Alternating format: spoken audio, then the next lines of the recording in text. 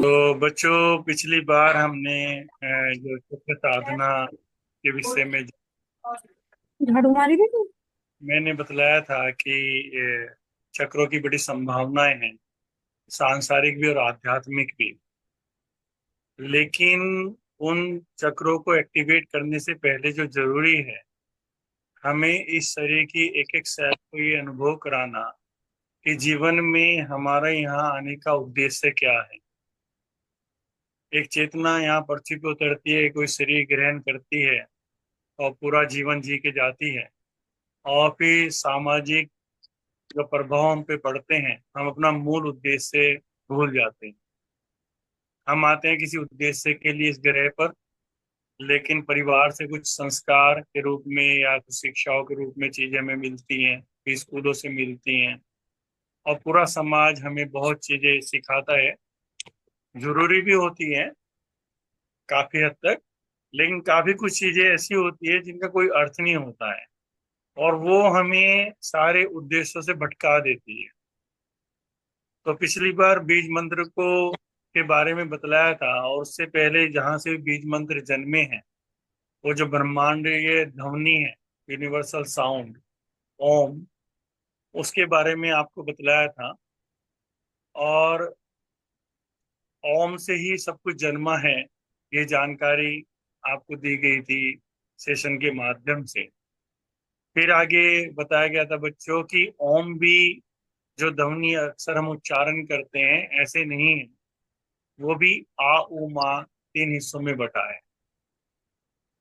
तो आज हम उसी उन्हीं ध्वनियों का उच्चारण करेंगे, लेकिन उससे पहले थोड़ा कुछ साइंस समझेंगे।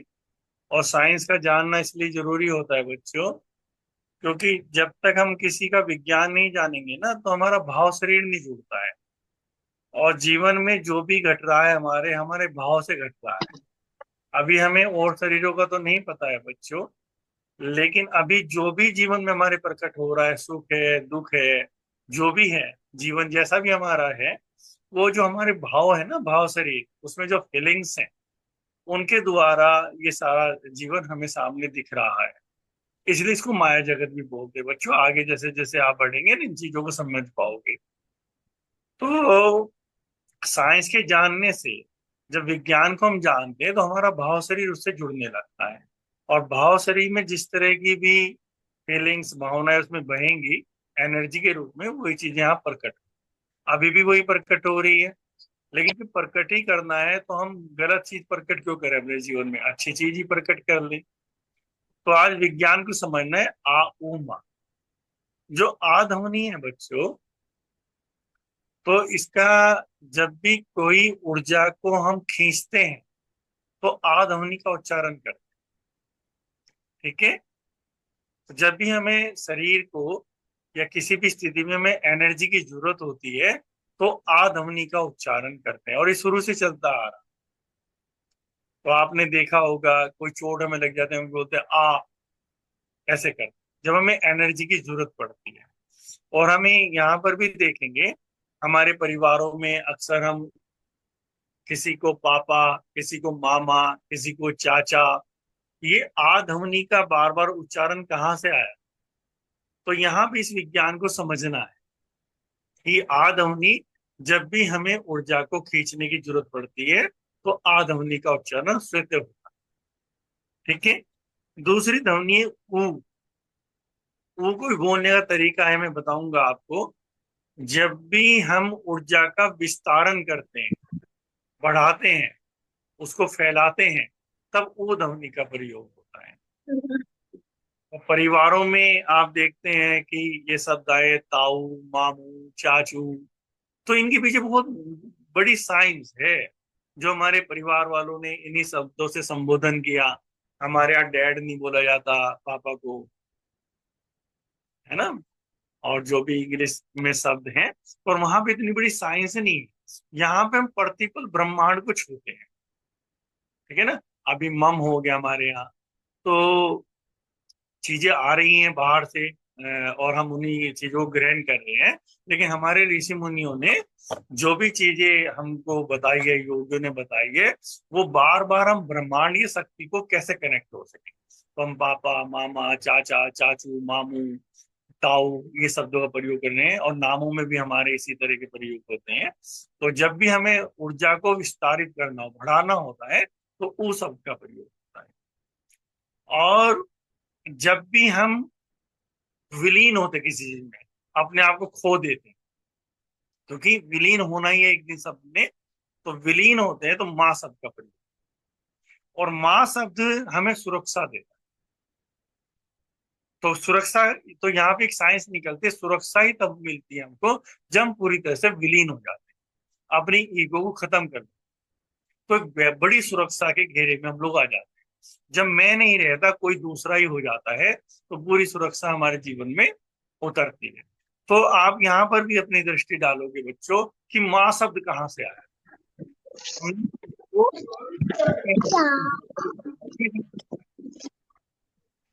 एक तो मेरा ये निवेदन रहेगा सभी, तो मैंने जब सेशन शुरू करना था, तो मैंने बोला था 12 वर्ष के बच्चे से नीचे मैंने इसलिए मना किया था, जबकि यहाँ तो हम कराते हैं सबको साधनाएं।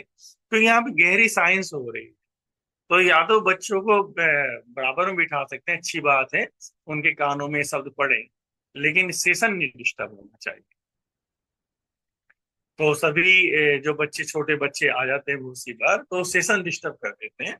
तो वो सभी अभिभावक ध्यान, अच्छा है उस दौरान सुला दे बच्चों को, तो ज्यादा गहराई तक उनके अंदर जाए। तो बच्चों में बतला रहा था, जो माँ शब्द आया कहाँ से, हमें है ना पूरी साइंस को खोजना है, हमें जीवन को ऐसे नहीं जीना। हम माँ, तो माँ के पास हमें पूरी सुरक्षा मिलती, इसलिए माँ शब्द का प्रयोग हुआ है। कि एक ऐसी चेतना जहां पूरा सुरक्षित महसूस करते हैं, तो हम वो सुरक्षित कोई भी व्यक्ति माँ के पास महसूस करता है। तो इसलिए हमने उस शब्द को संबोधन किया माँ, क्योंकि जो माँ होती है जिससे हम जन्म लेते हैं, वहां हमें पूरी सुरक्षा मिलती है बच्चों को। तो वो महसूस करता है वहां पर आकर, उस गोद में आकर, अब मुझे किसी की चीज की जरूरत नहीं है। तो इसलिए हमने वहां संबोधन किया माँ। माँ का अर्थ है जहां वो अपने आप को विलीन कर देता, भूल जाता है अपने आप को कि मैं नहीं हूं, अब तो ये है। तो माँ शब्द से हमारे पास, जब माँ शब्द का उच्चारण करते हैं, तो दो चीजें हमारे शरीर में, हमारे नाड़ियों में जो एक्टिवेट होती है एनर्जी, एक तो एक्टिवेट होती है विलीन करने की, अपने अंदर को, स्वयं को विलीन कर। और एक हम गहरी सुरक्षा का जब आशा करते हैं किसी से, परम शक्ति से, तो माँ शब्द का प्रयोग होता है। तो माँ शब्द का जहां जहां प्रयोग हो हमारे यहाँ, जैसे नामों में राम, श्याम, तो जितने भी माँ शब्द का कहीं भी प्रयोग हुआ, तो विलीन होने। और जितने भी मंत्र आप देखेंगे, अधिकांश मंत्र में आखिर में माँ शब्द। तो आखिर जो मंत्र है, जब मंत्रों की पूरी साइंस समझेंगे आप, तो वो मंत्र का अर्थ है कि हमने जो भी मंत्र से मांगा, फिर हमने अपने आप को उसमें विलीन कर दिया। जो बिना विलीन करे वो चीजें हमें प्रकट नहीं हो सकती। जब तक कोई व्यक्ति पूर्णतः समर्पित नहीं होता किसी भी चीज में, तो तब तक वो चीजें, वो आशीष उन पे नहीं बरसता। और गुरु शिष्य परंपरा में तो ये चीज शुरू से रही है कि दोनों में एक ही रहता है। गुरु है तो गुरु ही बोलता है, शिष्य अगर सुन सकता है तो ही शिष्य है, अगर सुन रहा है। अगर वो अभी है, अभी वो अपने आप में उसका कुछ ईगो है, तो वो चीजें कभी संप्रेषित नहीं हो पाती, कभी भी। तो माँ शब्द का प्रयोग। तो आगे हम इस साइंस को और समझेंगे, बढ़ाएंगे, कि हमने, जानकारों ने इनको ब्रह्मा विष्णु महेश भी बोला है।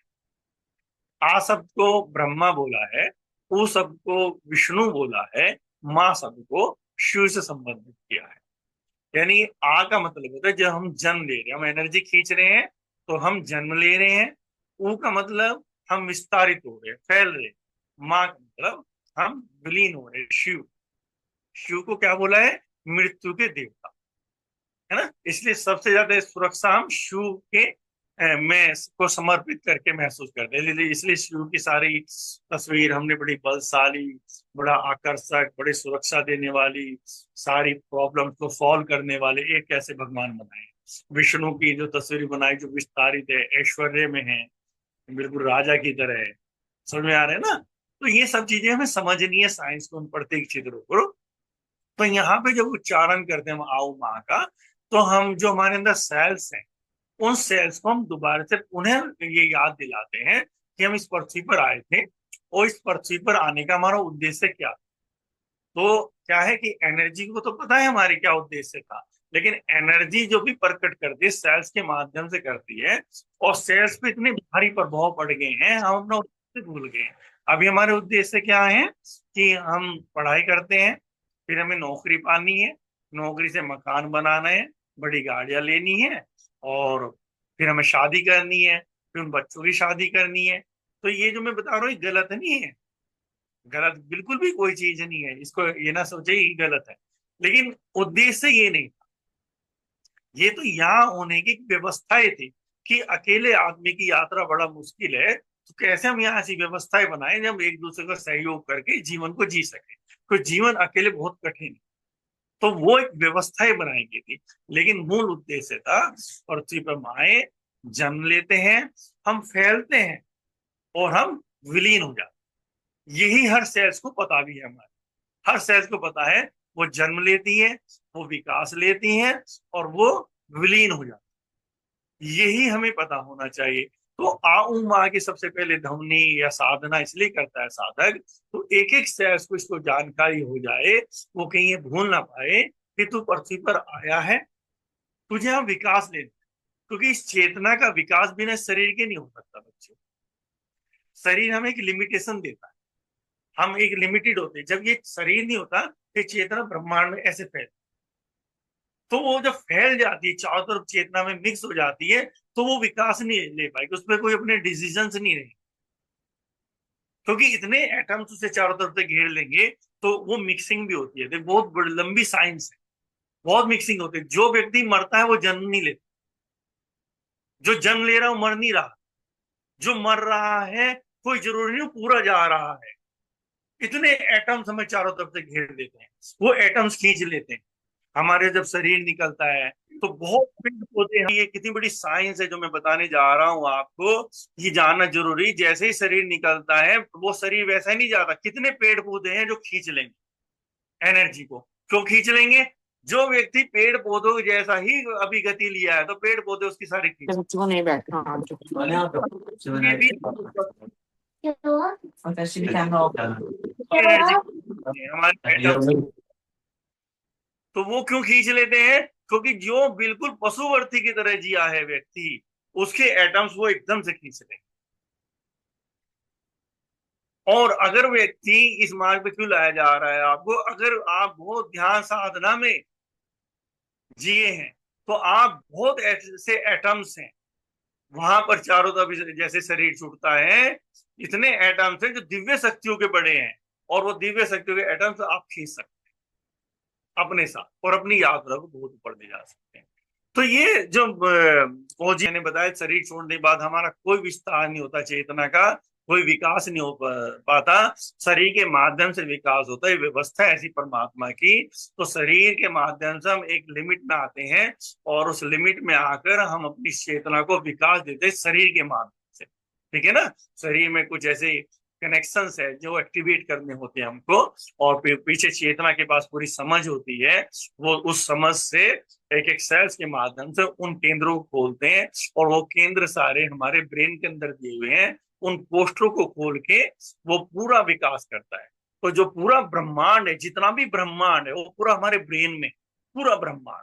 तो एक चेतना को हर जन्म में आकर उन अपने ब्रेन के एक एक पोस्टर को खोलना है। तो जैसे जैसे वो ब्रेन के अपने पोस्टर खोलता है, ऐसे ऐसे ब्रह्मांड का वहां से एक जो कनेक्शन है वो खुल जाता है उससे। उसका कनेक्ट हो जाता है। फिर वो और साधना करेगा, फिर वो दूसरा कोष्ठ बोलेगा, तो उसका ब्रह्मांड के से दूसरी चीज कनेक्ट होगी और उससे जुड़ जाएगी, और जिससे उसकी चेतना का विकास होता जाएगा कि इस जन्म में उसने इस ब्रेन के इतने कोष्ठ खोले हैं और इन कोष्ठों को खोलने से उसने इतना विकास किया। तो जितना भी वो कोष्ठ खोलता जाएगा उतना उसका चेतना का विकास होता जाएगा। ठीक है बच्चों, इतना समझ में आया? तो आ उ मा जो है, आ उ मा का अर्थ है कि मैं जन्म ले रहा हूं, मैं फैल रहा हूं, और मैं विलीन हो रहा हूं। बार बार ये याद दिलाना, मुझे पुनः फिर मृत्यु में जाना है, पुनः शरीर को छोड़ना है, तो मुझे श्वास ले। ठीक है, तो हम ब्रह्मा विष्णु महेश, हम जब ये आओ माँ का उच्चारण करेंगे यहाँ बैठकर, तो हम क्या करेंगे, मैं जन्म ले रहा हूं। जब हम ऊ का उच्चारण करेंगे, मैं विस्तारित हो रहा हूं, मैं फैल रहा हूं। और जब हम उच्चारण करेंगे, मैं विलीन हो रहा हूँ, अपना समस्त ईगो मेरा होना, मैं विलीन हो रहा हूँ परम शक्ति में। चाहे जो भक्त लोग हैं वो शिव की तरफ ध्यान कर सकते हैं, मैं उनको विलीन कर, तो विलीन होने पे ही आपको वो आशीर्वाद मिल पाता। जब तक हम विलीन नहीं होंगे, वो परम शक्ति का आशीर्वाद मिल भी नहीं पाएगा। तो ये आपको माँ का पूरा आपको मैंने एक पूरी साइंस बताई है। अब मैं इसको करने का तरीका बता, है ना? तो करने का तरीका भी कैसे समझना है बच्चों? आज जो शब्द है जब हम उच्चारित करेंगे, तो एक तो विशेष, जैसे मैंने बताया था, मूलपन। किसी भी योग साइंस में शरीर पे काम करने के लिए मूल बंध अनिवार्य है। और अभी हम इतना ही जानते हैं, केवल शरीर के माध्यम से हम यात्रा कर सकते हैं। तो जैसे जैसे भी हम एनर्जी साइंस पे काम करते हैं बच्चों, तो क्योंकि हमारी बॉडी को ये पता है कि एनर्जी को, हमारा जो भाव बना हुआ है, नेचुरल बॉडी को पता है वो नीचे की तरफ बना, हमारे एनस की तरफ, हमारे पीनस की तरफ, हमारे वजाइना की तरफ। तो एनर्जी जो भी बनेगी वो नीचे की तरफ, उसे पता है जो है वो नीचे की तरफ बहनी शुरू हो जाएगी। तो योग साधना में सबसे पहले मूल बंध क्या है? एनस को पूरा ऊपर खींच के रख, बाकी सारी जेनिटल पार्ट को, अपने एनस को, पेरिनियम को, पीनस को, वजाइना को, सबको ही खींच कर रखना। और तभी हमें ये किया कर, तो शुरू में बड़ा अनकंफर्ट फील हो सकता है, लेकिन धीरे धीरे वो अभ्यास हो जाता है। तो आपने नीचे का तो एनर्जी का द्वार बंद कर दिया, अब जो एनर्जी क्रिएट होगी, जब उसे नीचे जाने का रास्ता नहीं मिलेगा, तब वो ऊपर की तरफ चलेगी। एक पहलू। दूसरी चीज जो आपने ध्यान रखनी है, वो ध्यान रखनी है रिदम। उच्चारण मंत्रों का ऐसा होना चाहिए जैसे गीतकार कोई गीत गा रहा, पूरा जैसे भक्ति में विलीन होकर उच्चारण करना। तो रिदम पूरी बननी चाहिए, वो भी धीरे धीरे अभ्यास करेंगे, रिदम हो जाएगी। चीज का जो ध्यान रखना है, शरीर के अंदर की परत पर, एक तो शरीर के बाहर की परत है, जैसे आपने कोई कुआं देखा है, कुएं के एक तो बाहर की परत होती है, कुएं के अंदर की परत होती है। जैसे गिलास नजर आ रहा है आपको, गिलास की बाहर की परत है, एक अंदर की परत है। अंदर की परत पे हमें सारी उस एनर्जी का एक्टिवेट करना, तो जो वो एनर्जी क्रिएट होगी, तो हमें पूरे अंदर की परत पर ध्यान देना है, वो वाइब्रेट, सारा ध्यान हमें अंदर की परत पे करना है। क्लियर हो गया? मूलबंध, रिदम, और चौथी चीज जो आपने याद रखनी है, सुनना। करना ही नहीं है, सुनना।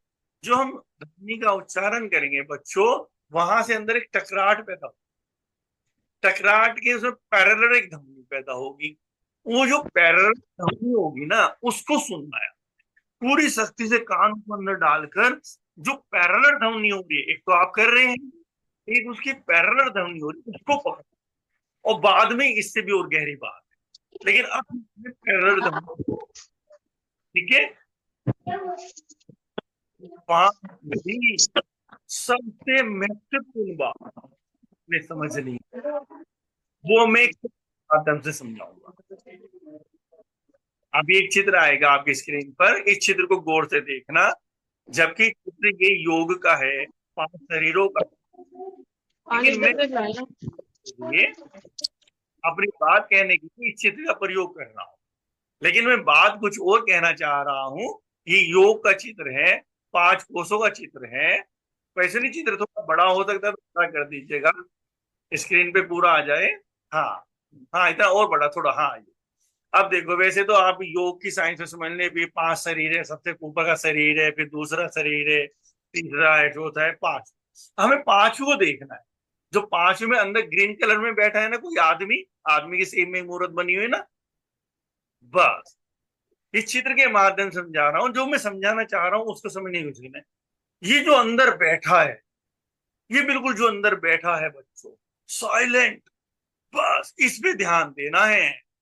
हर क्रिया को करते ये जो साइलेंट बैठा, जो ये कोई है जो सुन रहा है, जो जान रहा है, जो हर चीज महसूस कर रहा है, जो सब कुछ जानता है, जिसके पास सारा ज्ञान है। ये कोई अंदर बैठा, लेकिन ये बैठा साइलेंट, साइलेंट बैठा। क्यों साइलेंट बैठा है?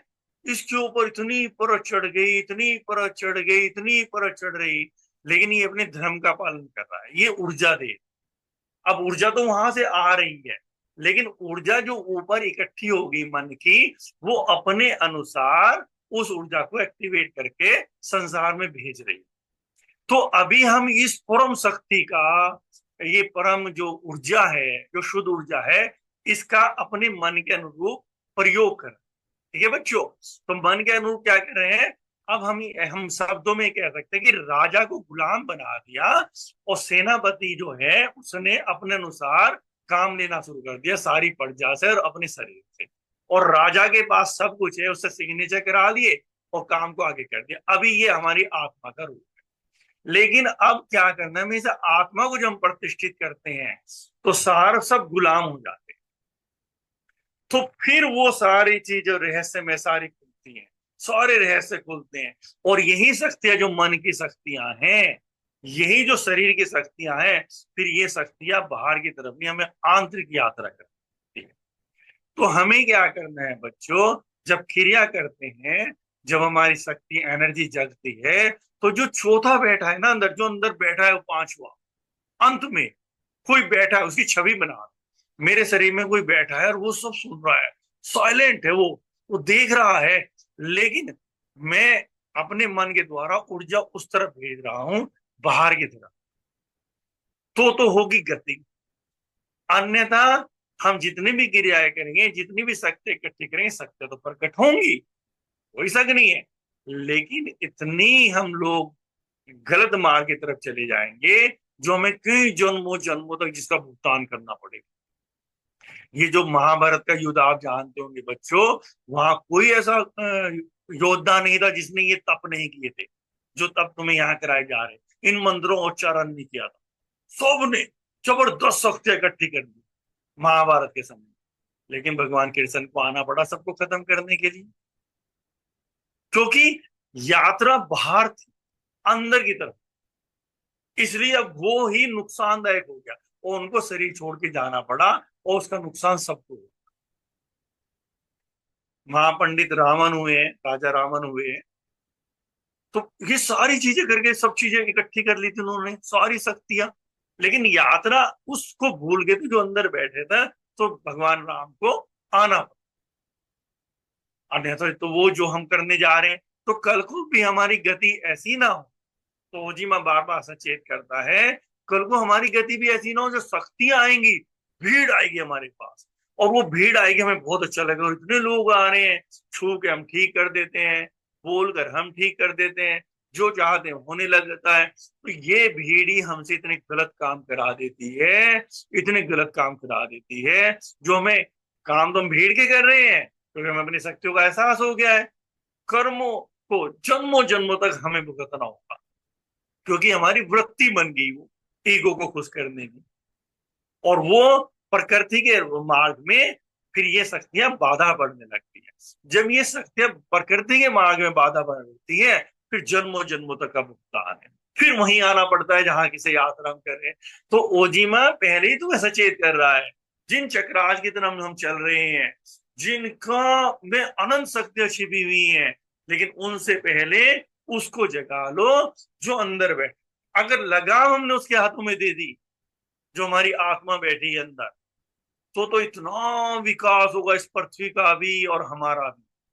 इतना विकास होगा कि आपको परमात्मा आपको अपना एक कारक बना देगा कार्य करने के लिए, आपका माध्यम आप बन जाओगे इतना बड़ा काम करने के लिए।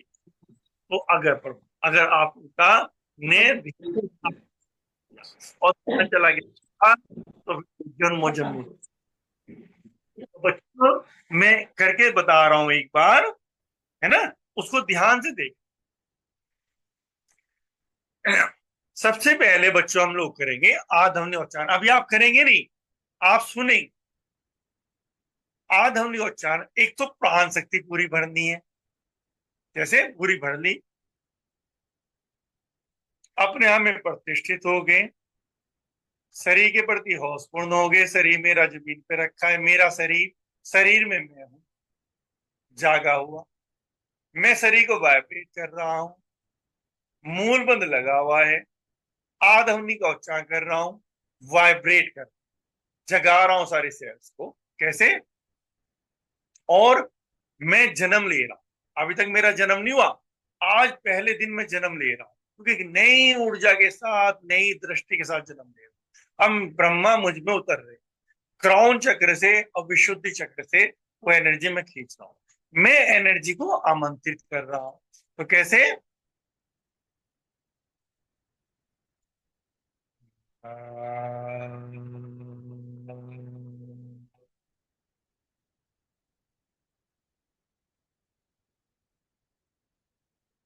माँ को भूलना नहीं है, हर मंत्र में माँ को नहीं भूलना, क्योंकि विलीन तो याद रखना, क्योंकि उसमें विलीन कर रहा हूं, मैं खींच भी रहा हूं तुम में और तुम में विलीन कर रहा हूं।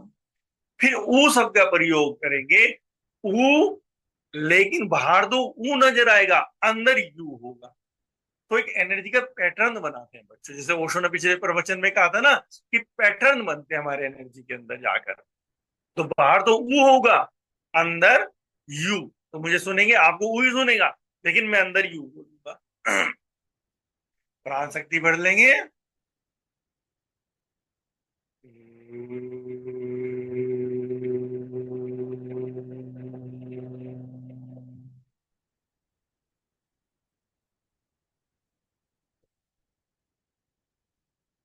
तो जब ऊ का उच्चारण करेंगे बच्चों, में विस्तारित होगा, फैल रहा हूं, पूरा फैल रहा हूं, मेरी चेतना विकास ले रही है, फैल रही है। भगवान विष्णु का ध्यान कर सकते हैं जो भक्त लोग हैं, जो श्रद्धा रखने वाले लोग हैं। ठीक है। माँ, जब माँ का होगा, माँ में मैं अपना सारा ईगो, सब कुछ मेरा होना, सब विलीन कर रहा हूं। माँ में हम फोटो को बंद करेंगे। कैसे?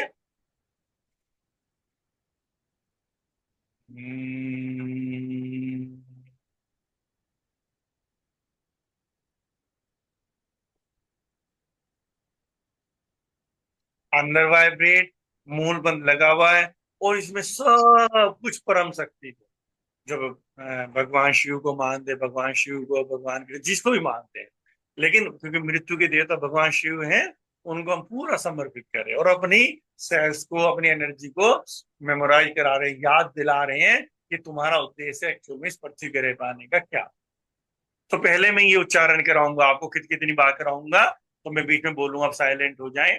फिर दूसरा उच्चारण शुरू होगा, पहले आ का काफी देर चलेगा, फिर ऊ का चलेगा, फिर माँ का।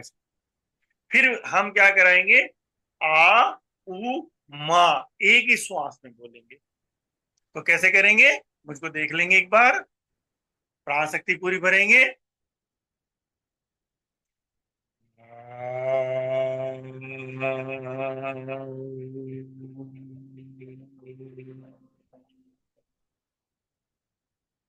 भाव क्या करेंगे, मैं जन्म ले रहा हूं, मैं विस्तारित हो रहा हूं, फैल रहा हूं, और मैं इसी ऊर्जा में विलीन हो गया, मैं बचा ही नहीं। ठीक है। उसे पांचवे को जगा के रखेंगे, सारी दृष्टि उस पांचवे पे रहेगी। कोई है जो मेरे सारे भाव को सुन रहा है, कोई अंदर बैठा है मेरे, जो सब कुछ सुन रहा है, उसकी तरफ दृष्टि देगी।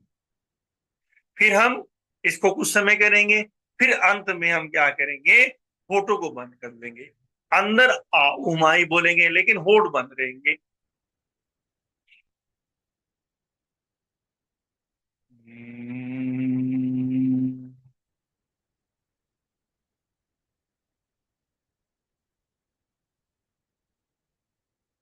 फिर हम इसका उच्चारण करेंगे।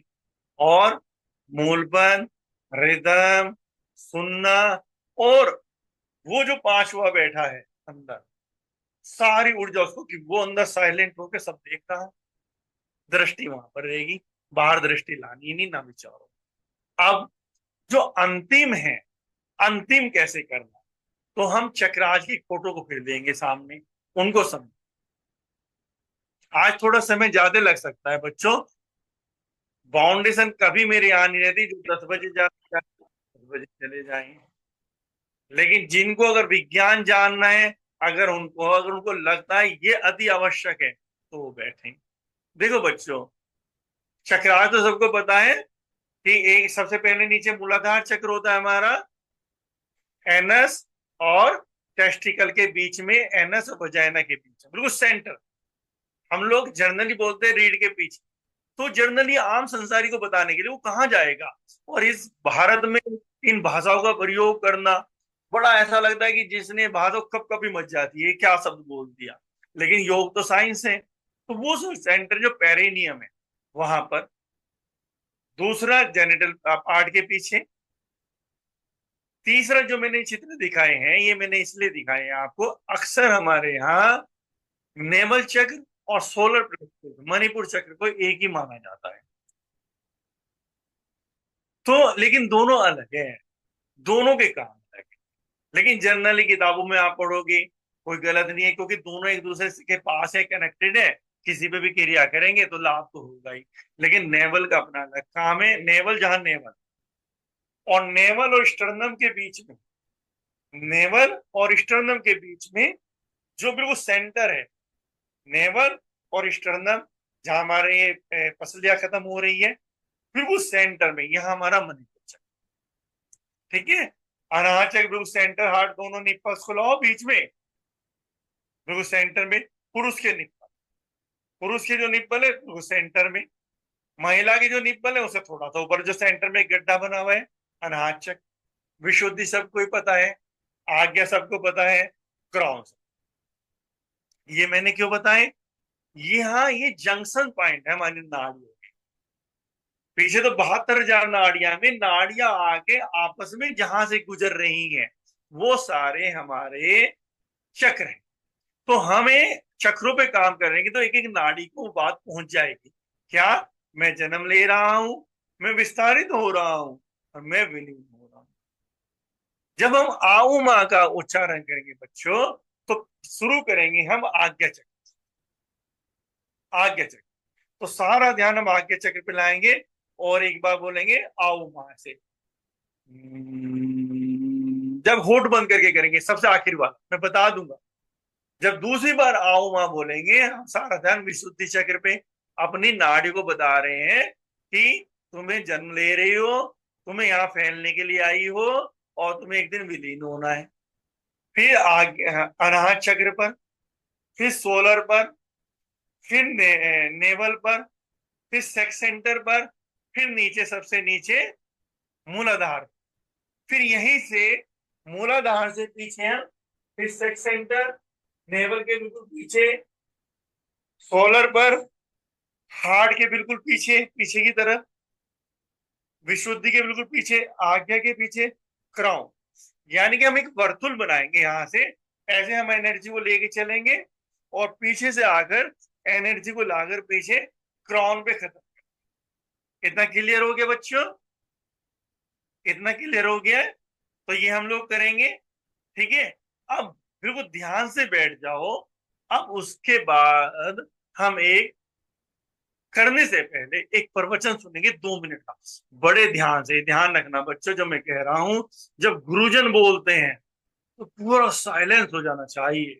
और ये शब्द जो है, बस जन्मों जन्मों की तुम्हारी यात्राएं होंगी, तब ये कानों में पड़ते हैं। अन्यथा तो दुनिया जी रही है, बस वो जी रही है। और कब वो मनुष्य से पशु में चली जाए, कब और नीचे पेड़ पौधों में चली जाए, कुछ नहीं पता है। पता नहीं लोगों को कि किस तरह सिस्टम चल रहा है। तुम्हें पशु, मनुष्य से पशु में नहीं जाना, मनुष्य से महामानव की तरफ जाना है, जिन्हें ईश्वर बोलते हैं, जिन्हें अवतार बोलते हैं। तो सुनेंगे ध्यान से इस पर, फिर हम अपनी क्रिया करेंगे। ये जो ओम है, इसके संबंध में कुछ और बात ख्याल ले लें। विज्ञान कहता है कि सारा जगत विद्युत तरंगों से बना है। पत्थर भी, सोना भी, सारा अस्तित्व, सारी वस्तुएं, सारा पदार्थ पदार्थ नहीं है, विद्युत तरंगों का घनीभूत रूप है। हमने कुछ और जाना है।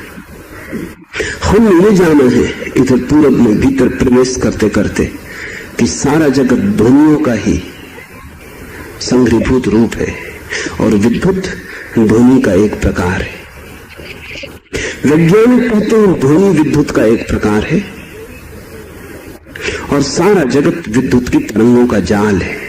हम कहते हैं सारा जगत ध्वनि का जाल है और विद्युत भी ध्वनि का एक प्रकार है।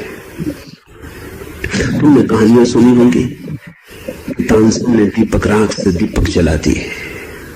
इसकी संभावना है ध्वनि का आघात अग्नि को पैदा कर सकता है। इसकी संभावना है, इस पर बहुत प्रयोग चलते हैं और इस बात को इनकार नहीं किया जा सकता है, क्योंकि आघात से ही तो विद्युत पैदा होती है। पहाड़ से जल गिरता है, उसकी चोट से विद्युत पैदा होती। दो टकमक पत्थरों को तुम टकरा दो, आग पैदा हो जाती। तुम दो हाथों को रगड़ो, हाथ गर्म हो जाते। रगड़ से गर्मी पैदा होती, विद्युत पैदा होती। दो ध्वनियों की रगड़ से भी विद्युत पैदा होती, लेकिन बड़ी सूक्ष्म कला है। शायद शास्त्र भूल गया हो, हमें याद न रहा हो कैसे हम दो ध्वनियों को टकराएं। लेकिन अगर कभी किसी ने, तानसेन ने या किसी ने भी दो ध्वनियों को टकराना सीख लिया हो तो दिए जल सकते। जब दो पत्थरों के टकराने से आग पैदा हो सकती तो दो ध्वनियों के टकराने से क्यों पैदा नहीं हो सकती? टकराहट ऊष्मा पैदा करती। तो बच्चों, आपने प्रवचन सुना होगा और इसको समझना है कि ध्वनियों का महत्व आप समझेंगे इन बीज मंत्रों का, और एनर्जी क्रिएट होती है। बीमारी तो बहुत छोटी बात रह जाती है, लेकिन इतनी ऊर्जा जो सीधा लेके हमें अपनी परम शक्ति आत्मा से मिलाने में हमें सहयोग करती है और ब्रह्मांड की ऊर्जा के साथ हमको जोड़ती है। तो ज्यादा समय नहीं लेंगे, अब हम लोग ध्यान में बैठेंगे। एक पोस्चर ले लें। हाँ, एक बात ये ध्यान रखनी है बच्चों, मेरी रिदम कोई भी हो, आपको अपनी रिदम पे रहना है। ये नहीं सोचना है कि मेरी रिदम से आपको जुड़ना है, क्योंकि आपको अंदर जाना है। मैं शुरू करा दूंगा और फिर मैं कर रहा हूँ, ये ना सोचे जब मेरा रिदम खत्म होगी तभी आप आ शुरू करें। आपकी रिदम शुरू हो जाए, आप दोबारा से आ ध्वनि का उच्चारण करते रहें। मैं अंत में जब कहूंगा ना शांत हो जाए, तब शांत होना है। आंखें नहीं खोलनी है। जो चीज समझ में आई ठीक है, क्योंकि मुख्य अंदर जाना। नहीं समझ में आ रही तो भी अंदर जाओ, अंदर जाना है। ये सब टूल्स हैं, आपको अंदर जाना है। कोई चीज समझ में नहीं आ रही, बस आप अंदर अंदर जाओ। उसको करो जो 5वें पे बैठा है, उससे कनेक्शन जोड़ो। जो अंदर बैठा है, बेड़ियों में झगड़ा हो, उसकी बेड़िया खोलो। ठीक है बच्चों, चलो आंखें बंद कर लो।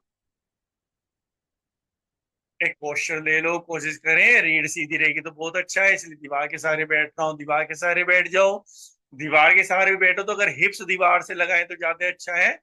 कमर जितनी सीधी रहेगी ना, उतने चैनल्स में आपकी एनर्जी वाइब्रेट होगी। मन को शांत कर लो, मूल बंद लगा लें। फिर एक बार दोहरा देता हूं, मूल बंद, रिदम सुनना, और वो जो बैठा है सारी दृष्टि उसकी तरफ, कुछ है बस जो पीछे बैठा है, जो सब कुछ संचालित कर रहा है, उसकी तरफ जाने की।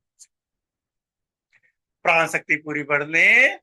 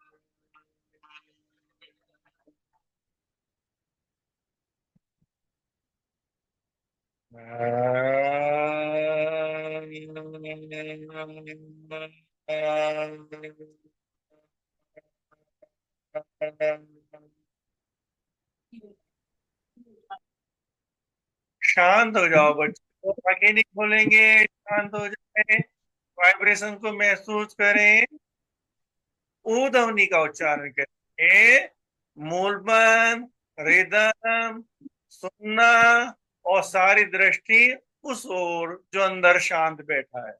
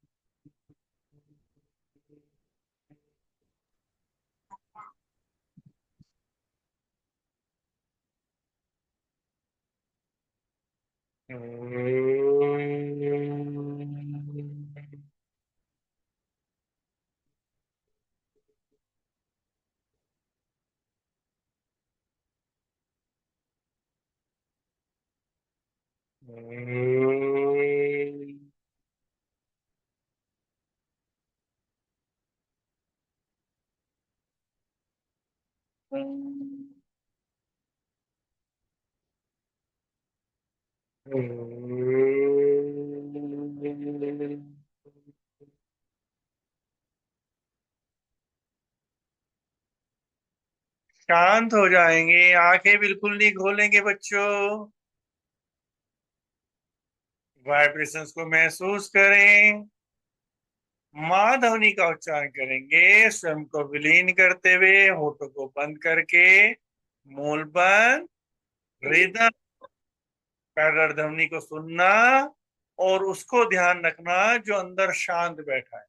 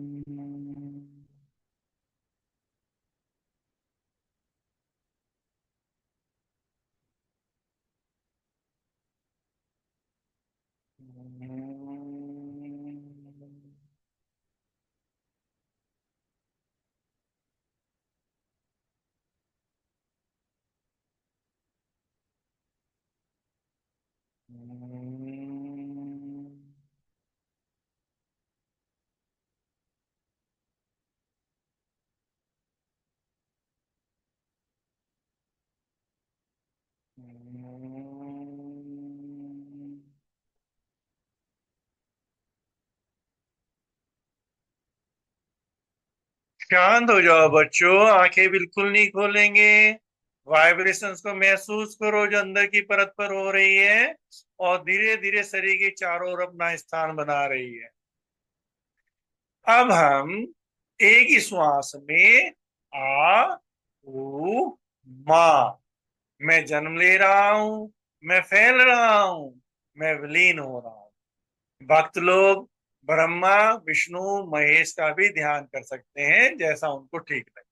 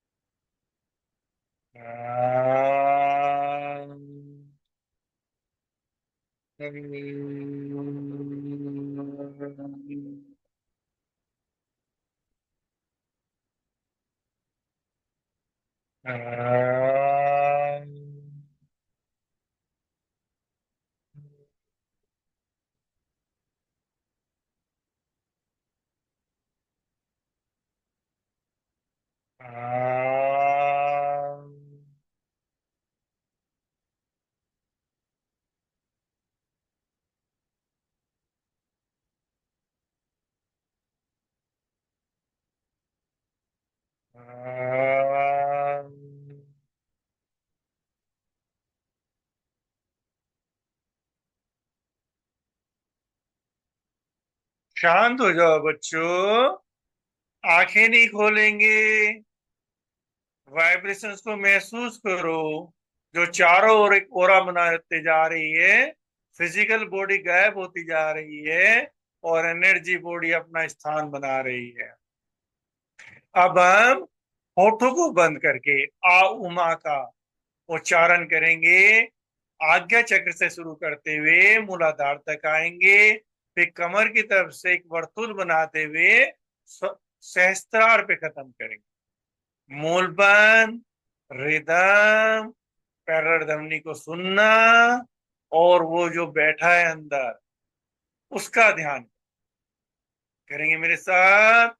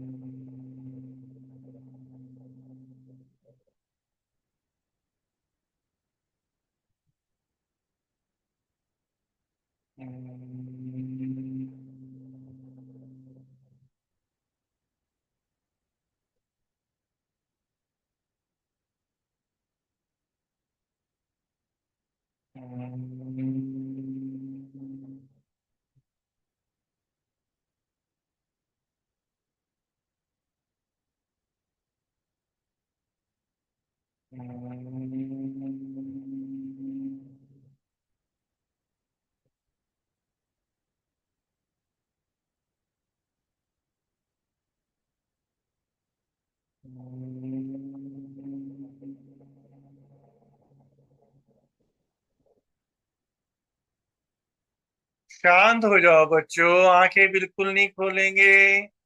वाइब्रेशंस को महसूस करो, महसूस करो इस एनर्जी को जो चारों ओर घेरा बनाए हुए है।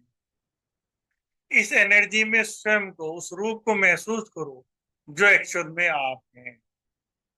ना मैं शरीर हूं, ना मैं श्वास हूं, मैं बस हूं। शरीर में, शरीर से जुदा, सब कुछ जानने वाला मैं बस हूं। अपने होने को महसूस करो बच्चों, अंदर एनर्जी के रूप में।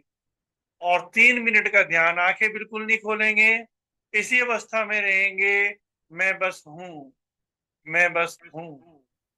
3 मिनट का ध्यान, मैं हूं। हम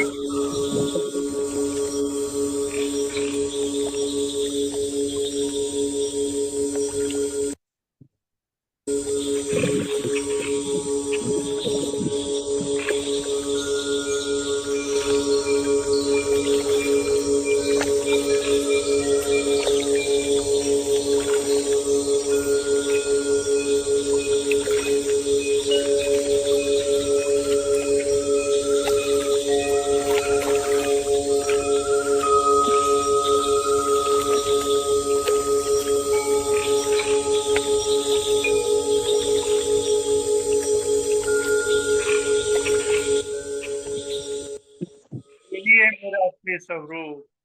मैं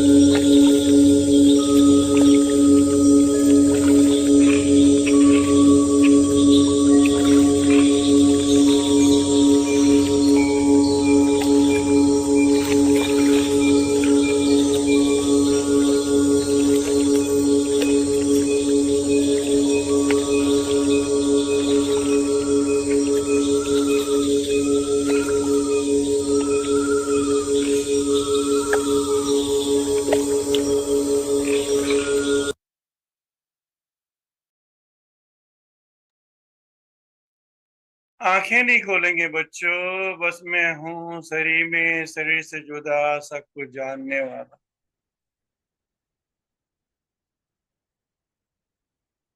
अंत में ओजिमा की 3 प्रार्थनाएं।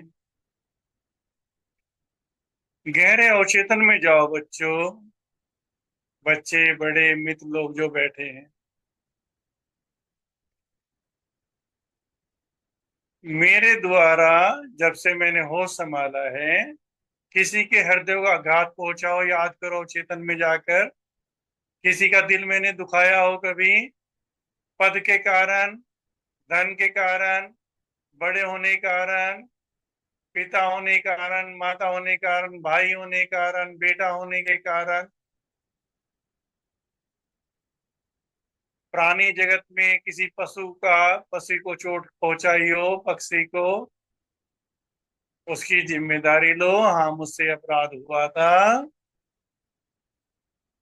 भगवान शिव को समर्पित कर दो। अब याद करो, कल से अब तक किसी ने हमारा दिल दुखाया हो, याद करो।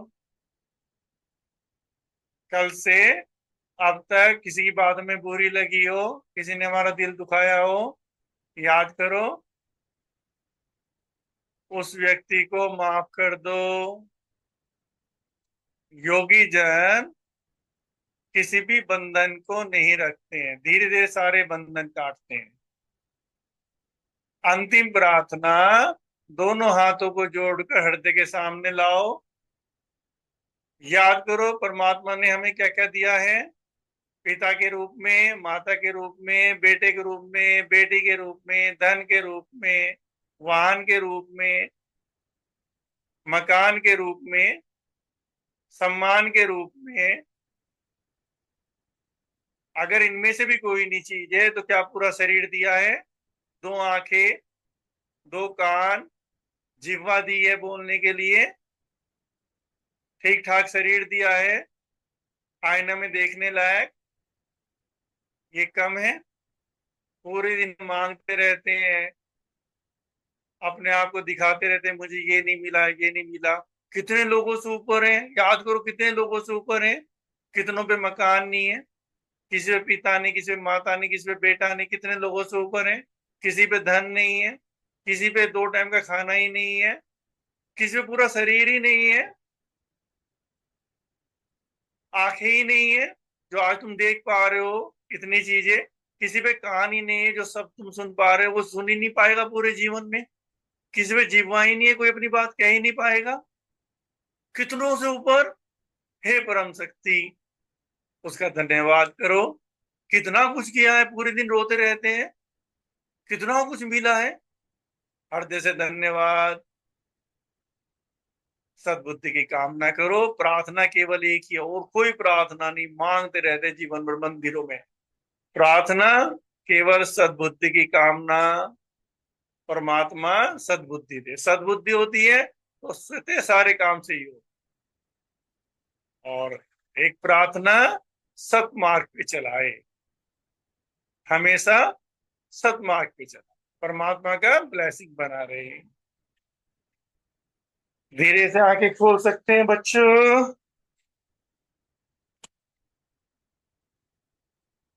तो ये 10 भी बज चुके हैं। मैंने जो बताया था, समय लेना था आपसे, तो ये मैंने आज ओम की ध्वनि के आध्यात्मिक पहलू बताया। लेकिन शारीरिक और मानसिक कितने हैं वो मैंने बताने थे, लेकिन मैं अगले बार ही बतलाऊंगा, क्योंकि उसको बतलाने में भी काफी समय लग जाएगा। और कोई व्यक्ति सुनना भी चाहता है और उसका कोई काम छूटा हुआ हो, तो वो अनकंफर्ट फील करेगा, ना छोड़ के जा सकता और ना वो रुकेगा, मन बटा रहेगा। तो हम तो इसको अभी यही खत्म करेंगे। तो अगली बार मैं इसके शारीरिक और मानसिक लाभ आपको बताऊंगा। कितने लाभ है केवल अगर ओम की ध्वनि हमने अपने जीवन का आधार बना लिया। मैं नहीं समझता आपको किसी भी चीज की इस संसार में जो आप चाहते वो आपको उपलब्ध ना हो। मतलब वैसी इच्छाओं की बात नहीं है, शरीर की बीमारियों से संबंधित, मानसिक लेवल आपका, केवल ये। और मैं बताऊंगा, और मैं ये नहीं बताऊंगा, मैं बता रहा हूं साइंटिफिकली जो प्रूव हो चुका है, जो डॉक्टर और जो साइंटिस्ट प्रूव कर चुके हैं, वो आप नेट पर देखेंगे, सर्च करेंगे, तो आपको उस बात में कोई भी झूठ नहीं लगेगा। ये डॉक्टर्स भी बराबर उसको प्रूव कर चुके हैं और साइंटिस्ट भी प्रूव कर चुके हैं किस तरह से शरीर पर, मन पे काम करती है ओम की। ठीक है बच्चों, तो आज हम यही खत्म करेंगे। किसी का कोई शेयरिंग हो, कोई भाव हो अगर, या कोई पर्सन हो, तो पर्सन पूछ सकता है। पर्सन में के उत्तर में सुनने में किसी की रुचि हो, रुक सकता है। कोई जाना चाहे जा।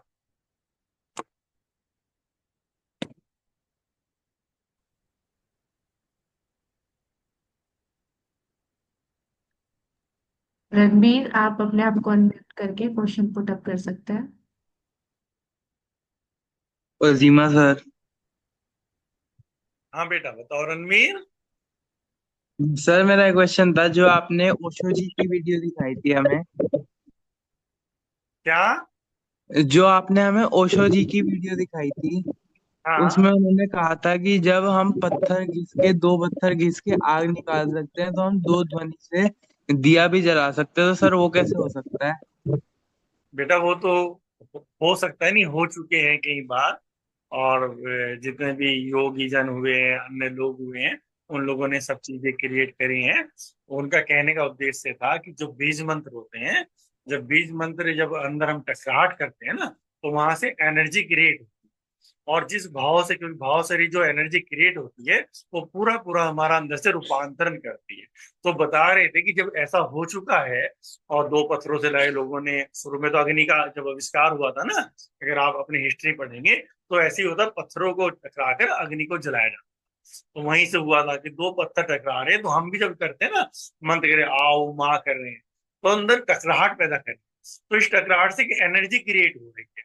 और एनर्जी, क्योंकि हमारा उसका भाव बहुत सुंदर है, हम आध्यात्मिक यात्रा की तरफ जाना चाह रहे हैं, तो वो उसी तरह का स्वरूप बना देगी हमारे अंदर। उसी तरह के एटम्स को अपने खींचेगी, पूरे शरीर में एनर्जी खींचेगी, और हमारा आंतरिक स्वरूप बदलने लगता है। और धीरे धीरे हम परम शक्ति के साथ एक होते हैं। ये कहने का उनका उद्देश्य है।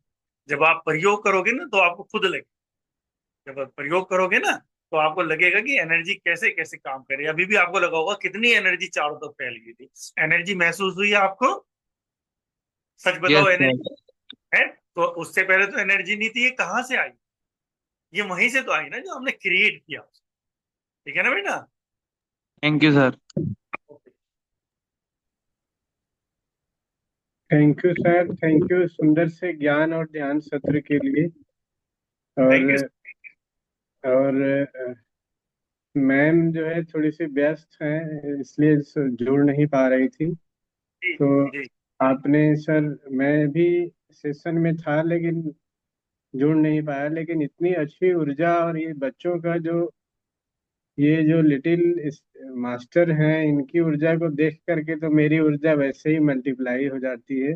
और आपका ज्ञान और ध्यान सत्र से तो सर उसका कोई जवाब ही नहीं, लाजवाब एकदम है। Thank you sir, thank you very much sir. ठीक है बच्चों, लीव करते हैं फिर। कोई कोई और पर्सन आप उसमें डाल सकते हैं, ग्रुप पे डाल देंगे तो मैं लिख भी दूंगा उसका उत्तर। ठीक है। ध्यान में रात्रि। ओजिमा सर, ओजिमा। रोजिमा सर। और जी सर। उजीमा बच्चों, उजीमा।